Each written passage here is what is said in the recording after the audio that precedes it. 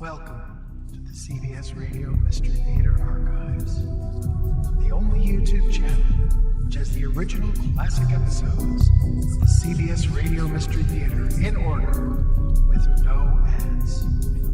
Thank you for listening, and now, enjoy the show.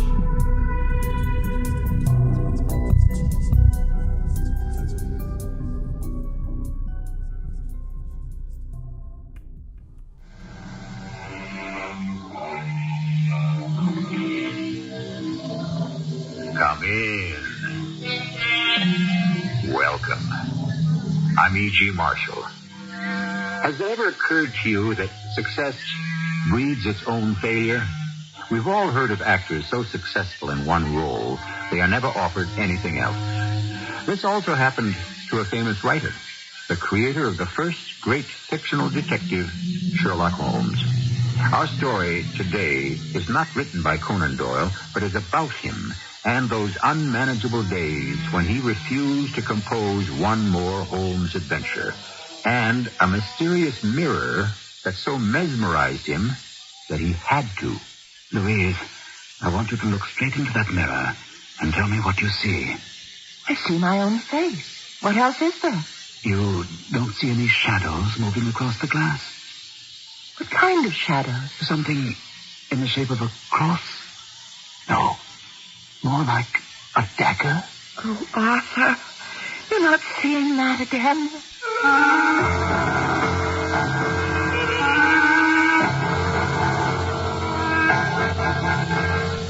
Our mystery drama, The Silver Mirror, was written especially for the Mystery Theater by James Agate, Jr. and stars Gordon Gould. I shall return shortly with Act One.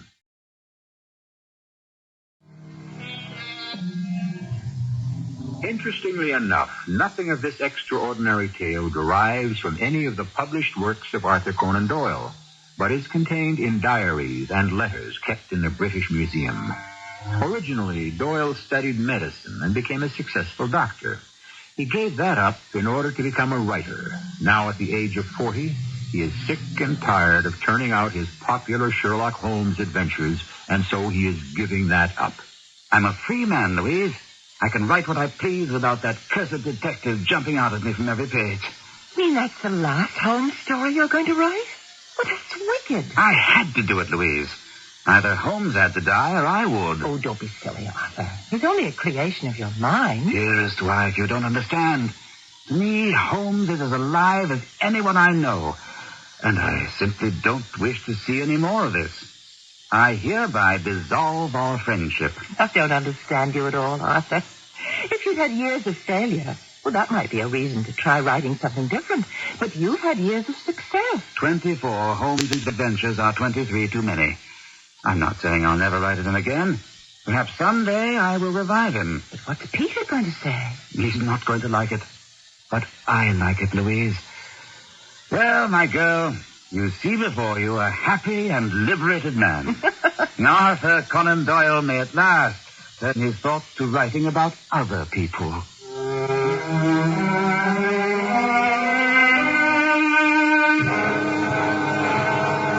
That's what Arthur said a month ago, Peter. But I don't think it's turned out the way he wanted. Why do you say that, Louise? He's miserable. He's depressed. He says he can't find any subject to write about, and he stalks about this house like a caged animal. Where is he now? Up in his study. I'll go see him. Oh, no, I don't think he wants to see you, Peter. Besides, he goes to bed early, he sleeps badly, wakes up early. Did he know I was coming over this evening? Yes, and he said he couldn't see you. He wasn't feeling well, you know, all that. Not see me. I've been his publisher for I don't know how many years. Why wouldn't he want to see me? Peter, Arthur's ashamed. I mean, that's what I think is the bottom of all this. I don't understand you. Well, when he wrote that last Sherlock Holmes story, in which he had Holmes plunge over the cliff to his death, Arthur said that was it. He simply couldn't write any more of those. Yes, we talked about it. I told him it was writer's block. Galsworthy had it, Tolstoy, Zola. He'll get over it. Yes, but for this long? You're sure he won't see me, Louise? We're old friends. Well, let's see what kind of a night he has. And if he wakes up in a good mood, I'll give you a call and you come over, all right? Let's keep your fingers crossed for tomorrow morning.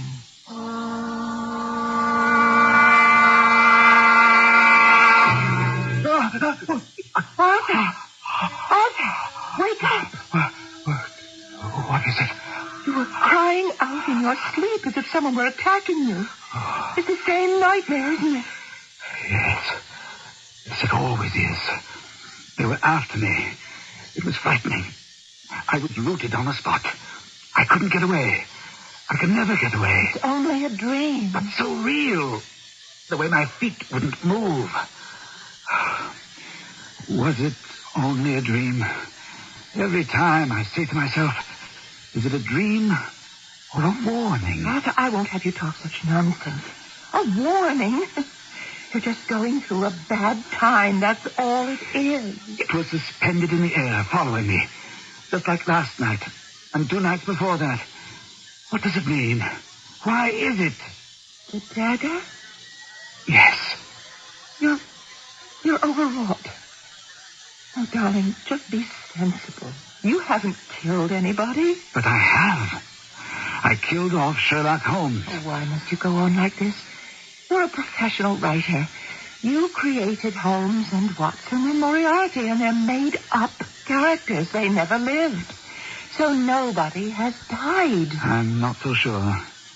If they have life to thousands of readers, haven't they lived? I think that's carrying things a little far. I really do. I mean, here you are, one of the first people in London to have a telephone installed. And you dream of daggers and let it upset you. Arthur, I want you to go and see Dr. Sinclair tomorrow and talk to him about it. I have no intention of seeing George because I have nightmares. All right. Suit yourself. Now turn over and go back to sleep.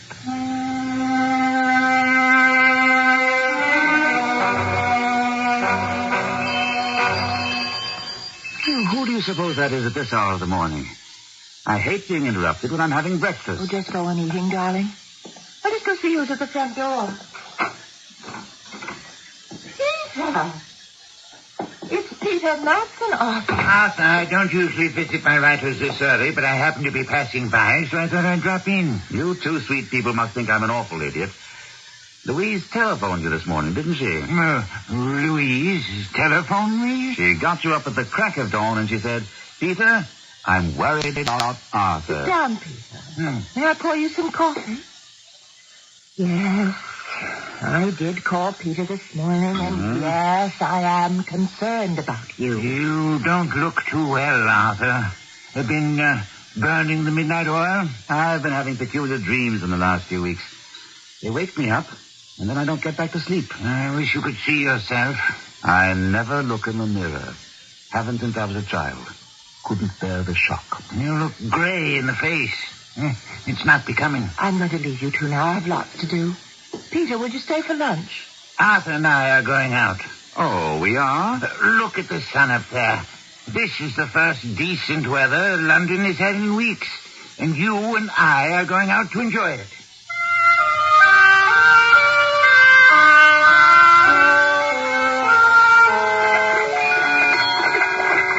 How far does this tram take us, Peter? We go to the end of the line. Are we heading for the thieves' market?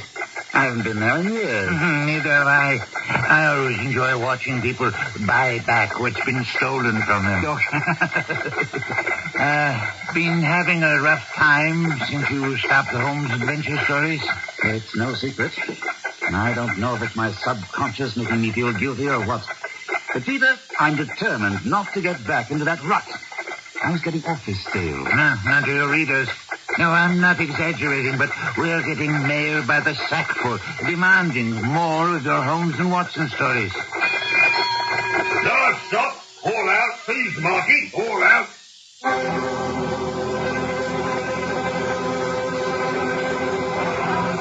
Well, enjoying yourself, Arthur? Matter of fact, I am. I can go up and down these booths and stalls out here in the open all day. Are you looking for anything in particular, Peter? No, not really. I'm always buying something in an outdoor fair, flea market, and get it home. It doesn't look so good, and I shove it into a closet. Isn't that a handsome mirror over there? And what a strange frame.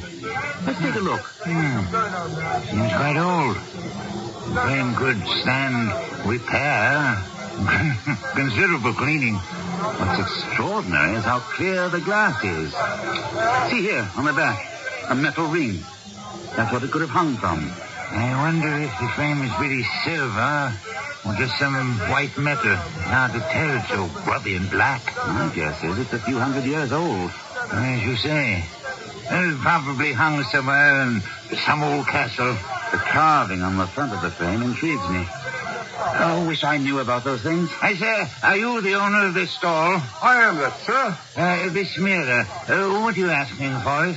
20 pounds. Oh, it's in very poor shape, you know that. I'll give you 15. 18 and it's yours. 17? So, There you are. 15, 16, 17. You needn't wrap it. We'll take it as it is. thank you, sir. I can see you know how to buy here. I always idle, even if I don't want the piece. It's my nature. Arthur, accept this old mirror as a gift. For me? Peter, what a nice idea. I want you to put it on your writing table and look into it. When you see your face getting as gray as it was this morning, you can do one of two things. Get out for a quick walk into the fresh air, or write yourself another Sherlock Holmes adventure. Either way, I think you'll look and feel better.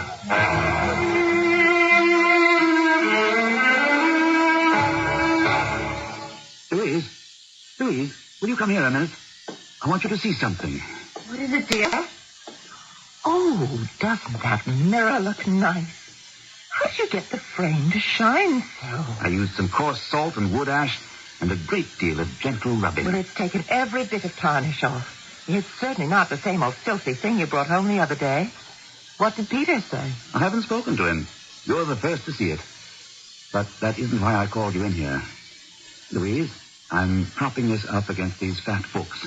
I want you to look straight into the mirror and tell me everything you see. Please, sit in my chair. Now, what am I supposed to look for? Darling, don't look for anything. Just look. Well, what do you want me to say? You don't see anything yet? Well, yes, of course I see something. I see my own face. You don't see any shadows moving across the glass? Shadows? No. No shadows. Something in the shape of a cross? No, more like a dagger? Arthur, not again. What are you talking about? You're not seeing a dagger in daylight, are you? In this mirror. You don't see anything? I have simply no patience with you when you're like this, Arthur. The mirror is not bewitched. You're bewitched. As far as I'm concerned, I want nothing to do with this stupid mirror. I just refuse to give in to spooks and all that falderall you subscribe to. I'm not asking you to, Louise. I happen to believe there is untapped psychic phenomena that is trying to communicate with us, and you don't. And I don't have to. Oh, Arthur, can't you be as objective about yourself as you are about everything around you? Do you think... Oh, I don't know how to say this. I'll say it for you. You're asking me if I'm not having hallucinations. Suppose I asked George Sinclair to come here for dinner. It wouldn't be the same thing as a visit to a doctor's office. It's just a personal and a friendly thing. All right. Have George here for dinner, and we'll see what he has to say.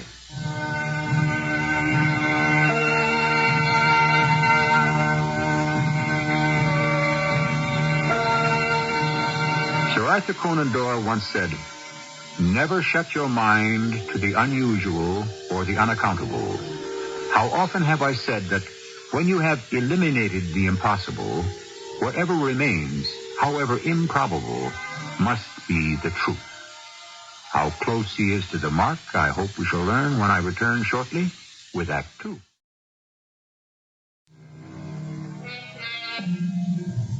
It all happened when a great novelist decided to kill off fiction's most popular detective, Sherlock Holmes. He wrote a story in which Holmes reads a farewell note and dies. That was to be the end. And just when Conan Doyle thought he was free of writing detective fiction, he began to be haunted by dreams and visions in an antique silver mirror. Is it always the same dagger, Arthur? Or do you visualize different daggers? Louise, I told you George would make light of it. Oh, no. I'm doing no such thing. As your doctor, I'm trying to find out whether this dagger is imprinted on your retina or upon your imagination. I think it's getting chilly in here. Would you light the fire? It's so late, it's ready to go. Louise, it was a marvelous dinner. It isn't often I can combine a professional visit with such pleasure. Will you look at that? It's one match. Arthur, I've been thinking about our conversation over coffee, and I cannot really see between your nightmares and reality. Seeing them night after night? Not a symbol of some kind? It could have a far more prosaic meaning than a psychic warning. I know just what you're going to say. Strain. Overwork. It's one of the weapons I used to use in my stories. My thinking exactly. When I was a physician, I would tell my patients the same thing. Overwork. You need a rest. It will pass, etc. Arthur, because you practice medicine doesn't mean you don't suffer the same ailments from the same causes. Anyway, the dreams are a problem of the past. It's the visions I get at present I'd like explained. Take a glass, Arthur, and come up to my study. Will you excuse us, dear?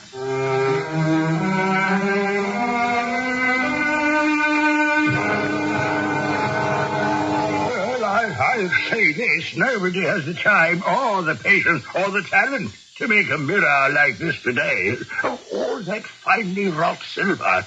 The artisans who made this have been long since dead. I congratulate you, Arthur. Where did you find it? My publisher, Peter Matson, and I were in Thieves' Market, and we were both quite taken with it. First thing I knew, Peter had bought it and gave it to me as a present. What do you make of it? Push your desk lamp a little closer to the mirror. We'll turn it over and have a look. It is an interesting inscription.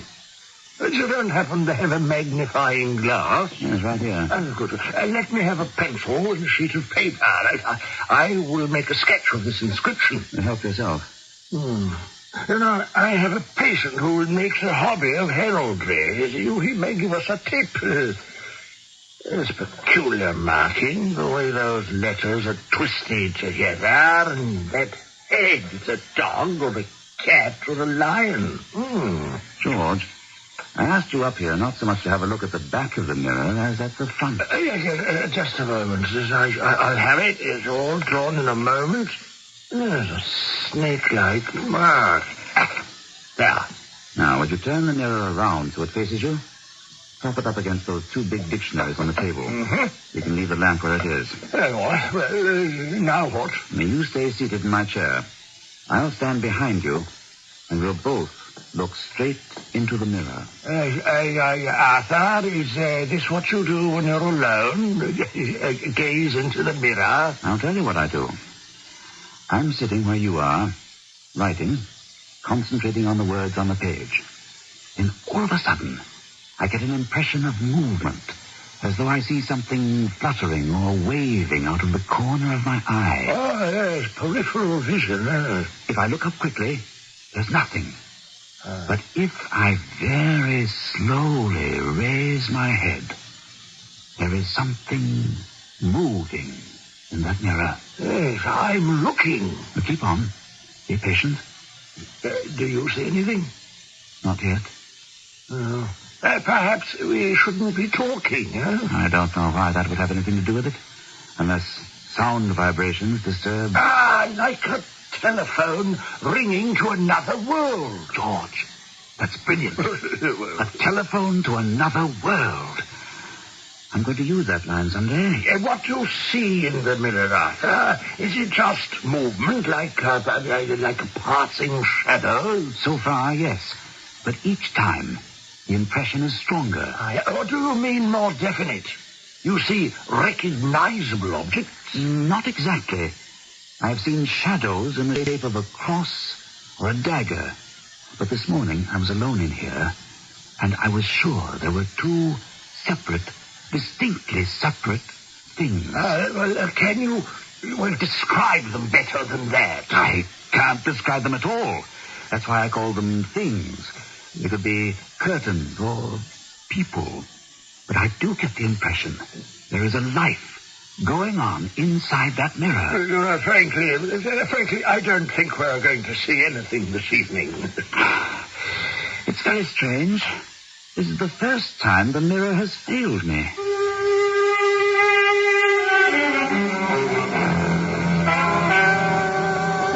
I came as quickly as I could. I'm so worried, George. He's lying there in his study in a dead faint. I can't bring him to. I didn't dare move him. Well, I have some smelling salts in my bag. There you are. Well, this ought to bring him around. Arthur, wake up. Arthur. What is it? What is it? George, what are you doing here? Why am I lying on the floor? Oh, darling, you had me so worried. What am I doing in these clothes? Didn't I go to bed last night? Oh, George, help me up. Yes. Now you're going no farther than this chair by your work table. Now, sit still. Sit still. I want to listen to your heart.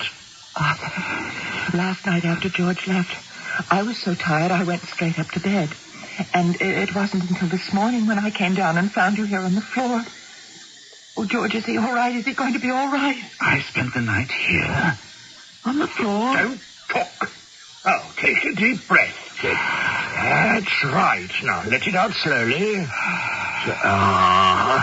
Well, Louise, Arthur's perfectly all right. I could use some coffee. Coffee? Yes, so could I. Coffee? Are you sure? Of course I'm sure. Well, I'll have some made and bring it to you.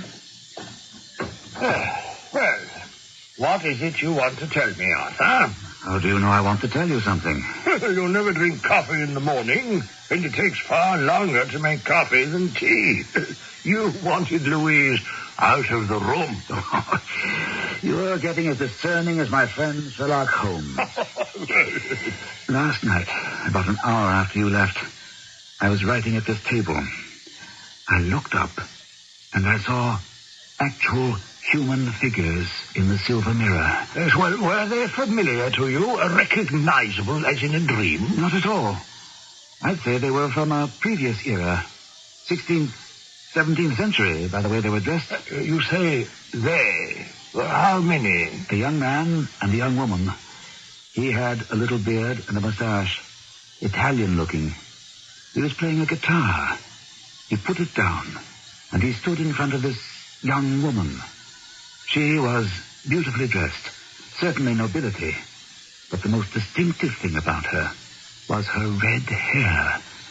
She wore it tumbled down to her shoulders, as if she had just taken the pins out and was getting ready for bed.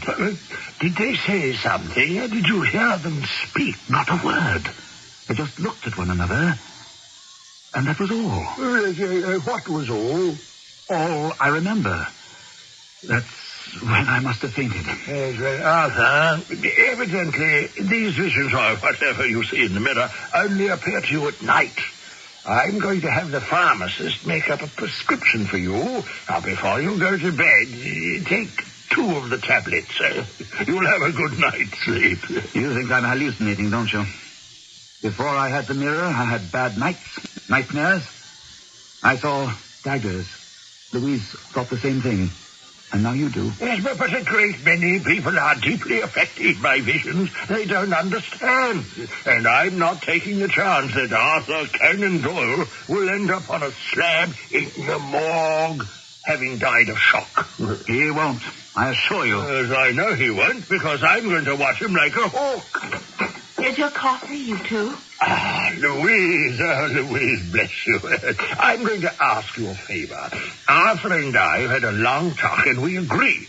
The most important thing is to see to it he gets a good night's rest every night.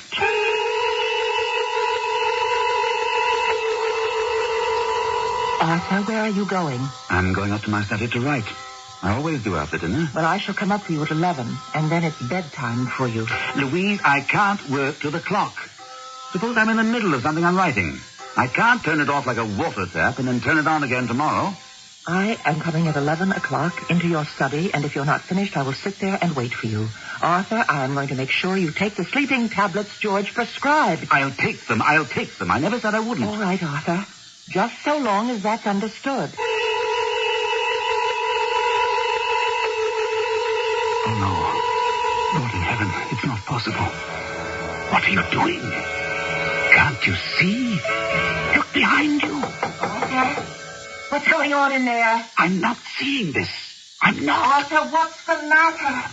What? Arthur, do you hear me? Is that you, Louise? But I heard you crying out. Is something wrong? Nothing's wrong. Everything's fine. Now, leave me alone. It's not 11 o'clock yet. Are you sure you're all right? Let me just come in for a minute. Why have you locked yourself in? Louise, you're behaving like a spoiled child.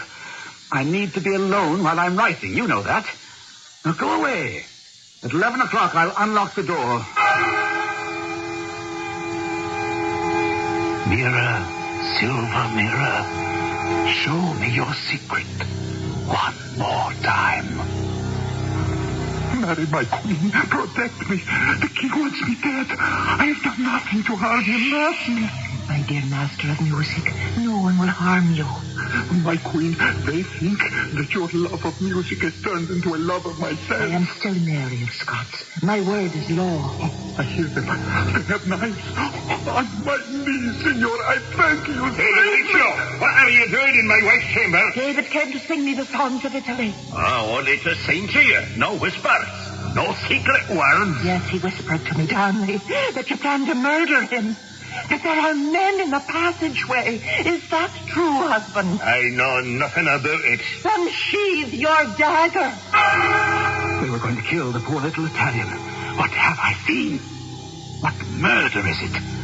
Or was it? There's nothing in the mirror now but my own face. If I call upon the mirror again... Oh, I can't. I can't watch a murder. Louise, come in here. I've got to unlock the door. Louise, where are you? I'm here, Arthur. It's all right, dear. I have just seen the impossible. A man about to be murdered. A woman trying to protect him. She is a queen. A queen. And then murderers coming at this little man with daggers in their hands. I swear to you, Louise, I am perfectly sane. And I have seen that happen in that mirror.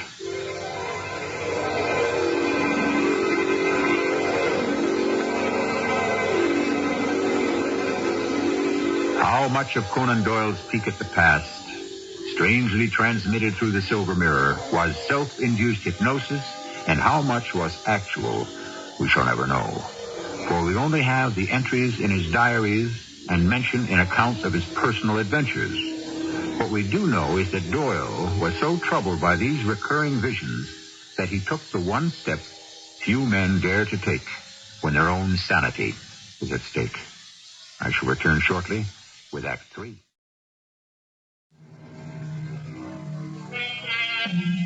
Here is a man admired the world over for turning the short story into a modern art form, for creating an unforgettable master of detection and whose ingenious methods of solving crimes actually furthered the science of criminology. Yet that same man of impeccable logic is unable to find an explanation for scenes that appear to him through the glass of an antique silver mirror. George, how is your patient today? Louise, you have to realize in matters that concern the mind, progress isn't measured by the day. The biggest leap towards his recovery that Arthur has made, to my way of thinking, was to knock on the door of my rest home and say, "Let me in, George. I need professional and medical help." But do you really think that being out here, away from his study and work and all the pressures of all those letters we're getting... Well, particularly that, yes. I'll be frank, my dear. The science of the mind is a relatively new field to all of us. But it could very well be that all the letters and news stories begging Arthur to revive his Sherlock Holmes series, it could be contributing to his mental problems. The mind has a peculiar way of dealing with guilt. Guilt. You think he realizes that? Well, I certainly hope so. Our success with him may depend on it. May I see him? No, not yet. Let it wait a few days.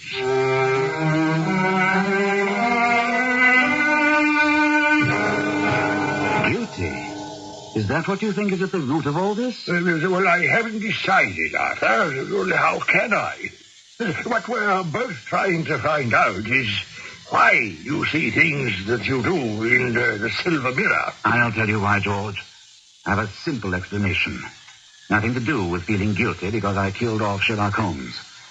I see what is in the mirror because it's really there. Possibly, but why does no one else see anything? And why that mirror? Oh, which reminds me, I got an answer from that friend of mine, the heraldic buff. I've looked into it, but I think it would mean a lot more to you, so here it is. Well, thanks, I'll read it. Yes, well, I'll be back out here in the morning and we'll talk a bit more, all right? One question before you go. When can I see Louise? Oh, shall we say the day after tomorrow? And any other visitors? Peter Matson, my publisher, has left messages here several times. You can see him at any time. I'm only postponing Louise because he's so emotionally involved. But Matson is by all means.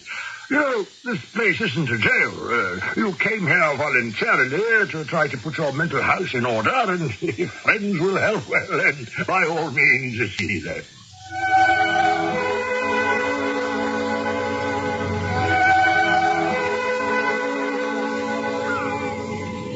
I come down here to the beach every day, Peter. I walk and I think. And Dr. Sinclair, is he helping? Oh, George, he's as puzzled as I am. He's got a theory that I see things in that mirror you gave me because I feel guilty about not writing any more Holmes stories. Are you talking about the mirror that we found at Thieves' Market? Mm-hmm. You see something in there? Pictures. Actual pictures. Things, scenes I've never seen before. Like a stereopticon? No. The people move. More like the kinetoscope that American Edison invented. I actually saw an attempted murder. But I don't know who the people are. One's Italian. His name is David. And there's a young woman with red hair whose name is Mary. And people call her Your Majesty. Why do you look at me like that, Peter? Arthur, I believe you. I do. These scenes you see take place a long time ago, is that it? That reminds me. A friend of George's had some idea about how old the mirror was. I've got the letter in my room. I haven't looked at it yet. Look, do you think there's the slightest possibility your own mind could be playing tricks because of this old Sherlock Holmes business? Oh, who knows? What I do know is I've spent 3 months trying to outline 2 novels, ending up throwing 2 reams of paper into the wastebasket. I have an idea. Why don't you try your hand at just one simple short story? Nothing wrong, no novelette, no novel. Bring Holmes back or don't bring him back. Write one short story. If it works, maybe you'll want to do another.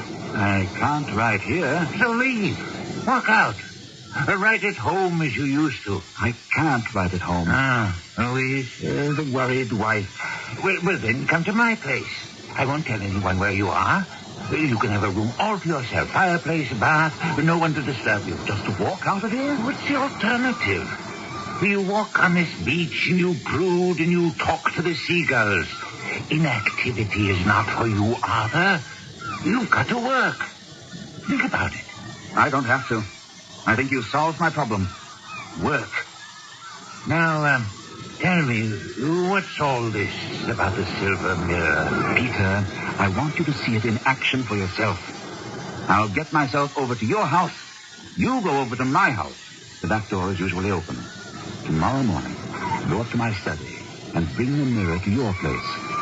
If we can solve what's going on inside that thing, who knows? I might come up with a very saleable plot.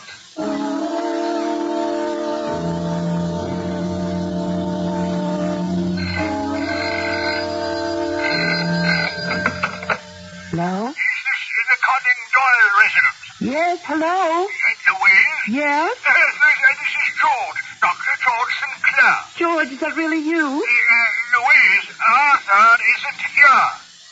Arthur, No, he's not at the rest home. Is he at home with you? no. Arthur's not here. I was coming to Devon today to see him. No, he is not here. We've searched the grounds and he's nowhere to be found. He just took his case of clothes and walked out. Oh, well, I'm sorry, George. If he comes in, shall I tell him to call you? Well, if he comes home, you make sure he remains there. He shouldn't be running around loose. I gave him a relaxing drug.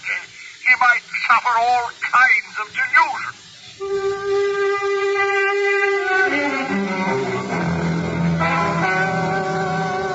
Arthur? Peter, is that you?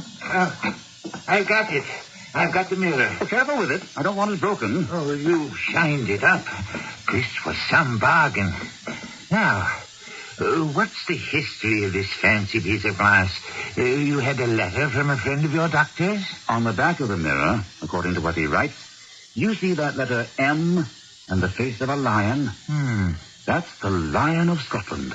And the entwining is very similar to a signet ring belonging to Mary, Queen of Scots. That would make this over 300 years old. Then the man says, look at the design of the frame itself. Identical with that on a silver casket made for Queen Mary. Possibly made by the same silversmith. He surely did get a bargain. Have you been thinking about how to revive Sherlock? I've had a few thoughts. So have I. I was thinking there could have been footholds in that sheer cliff, and Holmes, instead of leaping to his death in the chasm, could have climbed out and laid low. Oh, Arthur, I guarantee if you can bring Holmes back, you'll make thousands of readers very happy. And yourself? You're convinced it will give me peace of mind, aren't you? I most certainly do. Can't you just see it? The return of Sherlock Holmes. Well, now I must be off to the office. There's plenty of paper, sharp pens, black ink.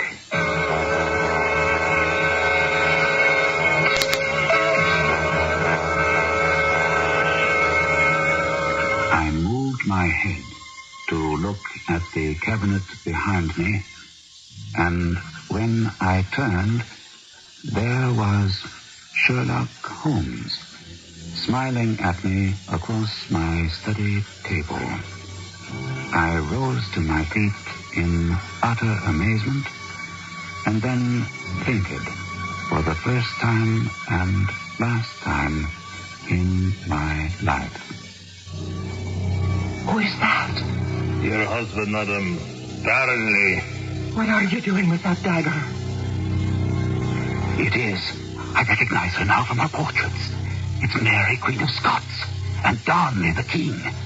So this is how the murder of the little Italian musician actually happened. My queen, that musician secretary of yours, David Riccio, have him come forth from your sleeping chambers. He's not there. He has been there over long. He is here at our royal wish. Husband, have you taken leave of your senses? Riccio has offended against the queen's honor. Who are those outside behind you? Charitable friends, they have only your best interest at heart. Charitable friends. You mean jealous enemies because David pleases me. Come up out of there. Come out from behind the queen's Help gun. me! Help me! Save me! Save me!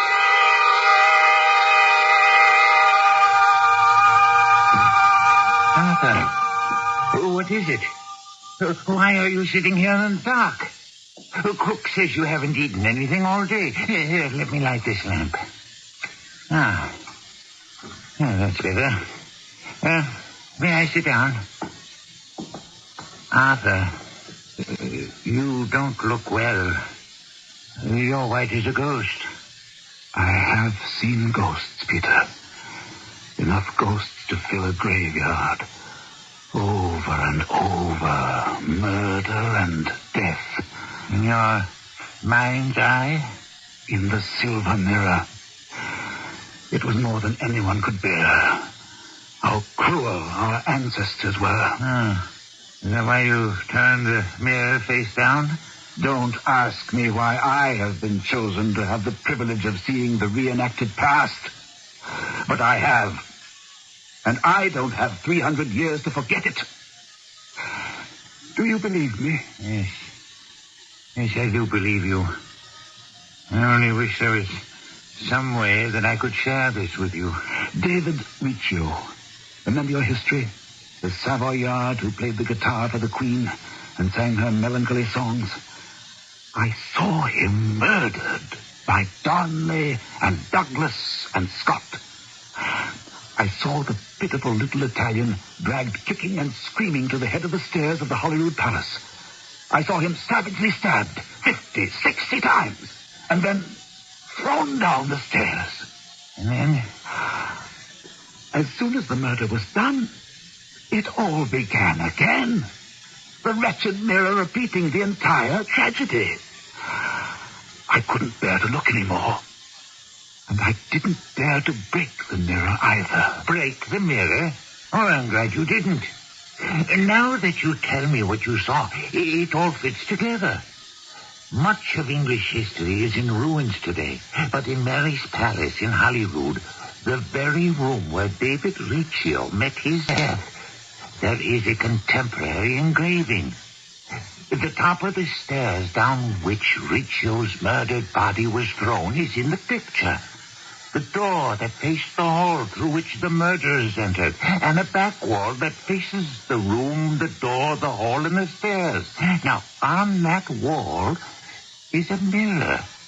A silver mirror. Could it have been this one? It's not impossible. Oh, Peter, do you know what this means to me? I wasn't imagining. I wasn't dreaming. I was merely in touch with events past, as imprinted upon this mirror as a photographic plate. Peter, I think I can fall to now. Everything is clear. I'd like to begin by writing a few adventures about the return of Sherlock Holmes. Glad to hear it. I'm also glad to welcome the return of Arthur Conan Doyle.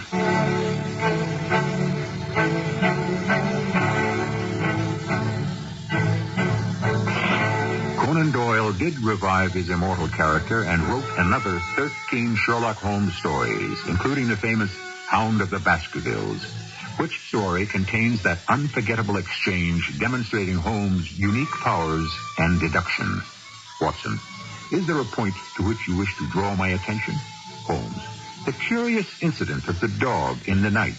Watson, the dog did nothing in the nighttime. Holmes, that was the curious incident. I shall return shortly.